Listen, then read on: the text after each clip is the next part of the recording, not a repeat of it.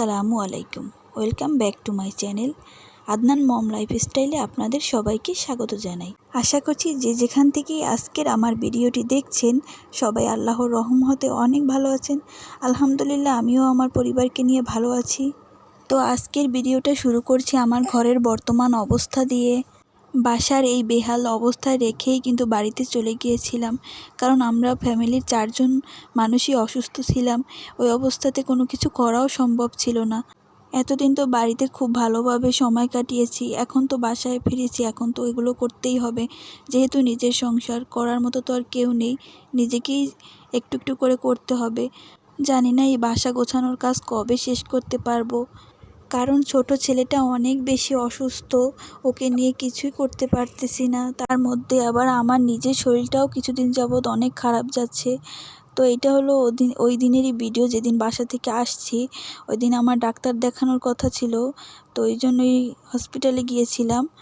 তো ডাক্তার দেখানো হয়ে গেলে তারপর আমরা একটু বাহিরে বের হয়েছিলাম একটু খাওয়া দাওয়া করার জন্য। আর আমরা যেই হসপিটালে ডাক্তার দেখাইছি ওই হসপিটালের সামনেই এই রেস্টুরেন্টটা ছোটোখাটোর মধ্যে অনেক সুন্দর, খুব পরিপাটি গোছানো। আমার এই প্রথম এই রেস্টুরেন্টে আসা হয়েছে এবং খুব ভালো লেগেছে। আর এই তো ওই রেস্টুরেন্টে খাওয়া দাওয়া শেষ, আর খাওয়া দাওয়ার ভিডিওটা করা হয় নাই। তো বের হয়ে আসার সময় এই যে এখান থেকে একটা দোকান থেকে একটু চা খেয়ে নিচ্ছি। চা খোরদের এই একটা অবস্থা, যেখানে যত কিছুই খাক না কেন তাদের চা তো লাগবেই। তো আমার এই দোকানটাতে আরও একবার চা খাওয়া হয়েছে, চাটা অনেক বেশি মজার ছিল, তার জন্য আজকে সামনে পেয়ে আবার ভাবলাম খেয়ে নেই। এই তো এটা হলো তার পরের দিনের ভিডিও। পরের দিনে দুপুরে রান্নাবান্না দিয়ে শুরু করছি।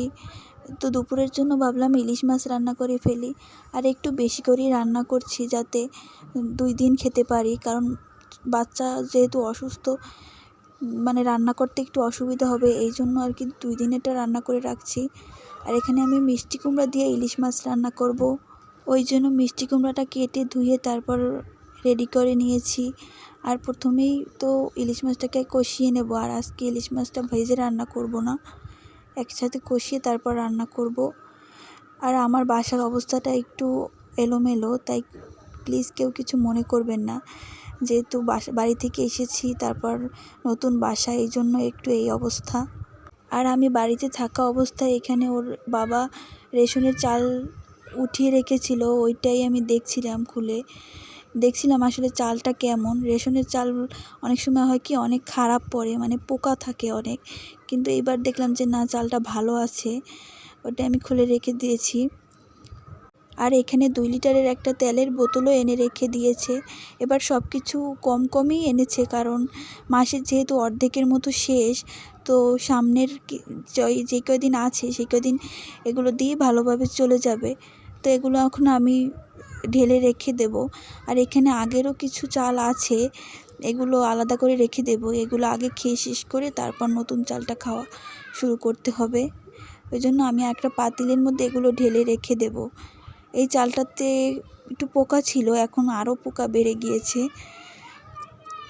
ওদের বাবা রেশনে যেই সবগুলো জিনিস পায় এর মধ্যে চালটাই দেখা যায় কি অনেক সময় খারাপ হতে চায়। চালটা মানে প্রথম দিকে খুব বেছে আনতে পারলে ভালো হয়, তো সব সময় তো আর হয় না প্রথম বেছে আনার, ওই জন্য আর কি অনেক সময় খারাপটা পড়ে। আর এইবারে চালটা কিন্তু অনেক ভালো হয়েছে, আর একটাও পোকা নেই। আর তেলটা, এই যে এই তেলটা কিন্তু রেশনে দেয়। আর এখন তো রেশনের সাথে আরও কিছু অ্যাড করা হয়েছে। এই যে এখানে আমি আপনাদেরকে খুলে দেখাচ্ছি কি কি দেওয়া হয় রেশনের সাথে। এখন আবার এই উপহারগুলো আগে দিত না, মানে আমি আগে আর দেখিনি, এই 3 মাস যাবত এই উপহারগুলো আবার দেওয়া শুরু করেছে।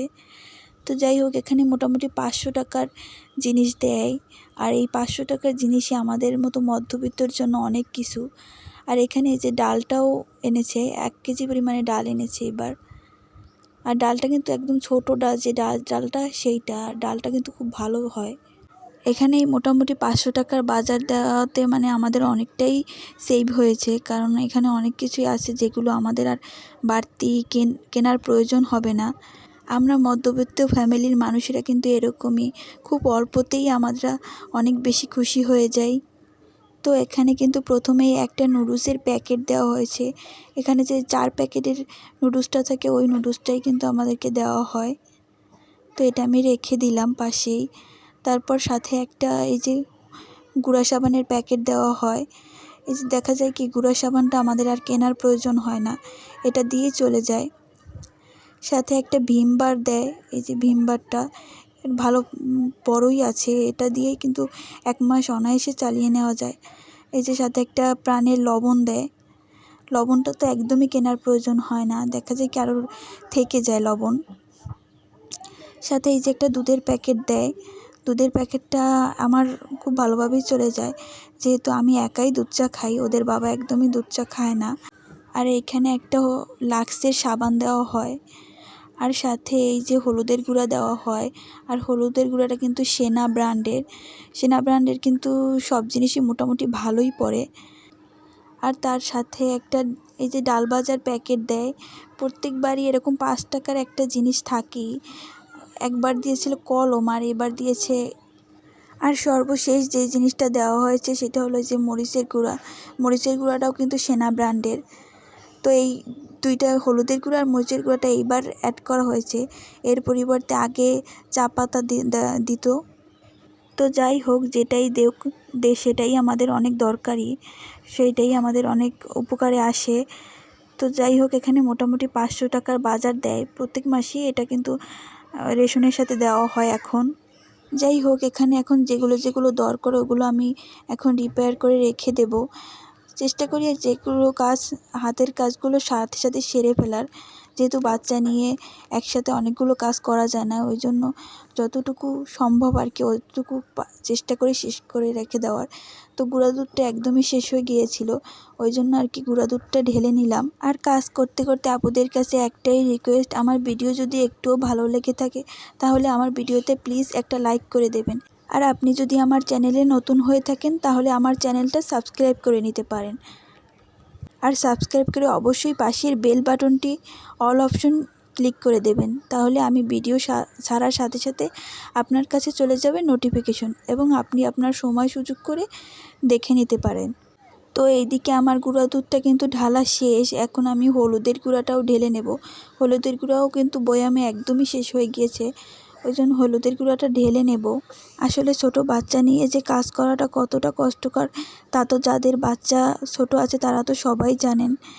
তো তার মধ্যে যদি বাচ্চারাও অসুস্থ থাকে তাহলে তো আর কষ্টের কোনো শেষই নেই। তো আমার ছোট বাচ্চাটাও একটু অসুস্থ, এই জন্য আর কি আমার একটু কাজ করতে বেশি সমস্যা হচ্ছে। আর এই তো আমার মতো কাজের ফাঁকে ফাঁকে কে কে চা খান সেটা কিন্তু অবশ্যই কমেন্ট করে জানাতে পারেন। আমার যে ইনফ্রারেড চুলাটা আছে ওইটাতে একটু সমস্যা হয়েছে, ওই জন্য ওইটা মেকানিকের কাছে দেওয়া হয়েছে সারানোর জন্য। তার জন্য আপাতত কিছুদিন হিটারে রান্না করছি। তো দেখতে দেখতে আজকে ভিডিওর একদম শেষ পর্যায়ে চলে এসেছি। সবার দীর্ঘায়ু এবং সুস্বাস্থ্য কামনা করে আজকের ভিডিওটা এখানে শেষ করছি।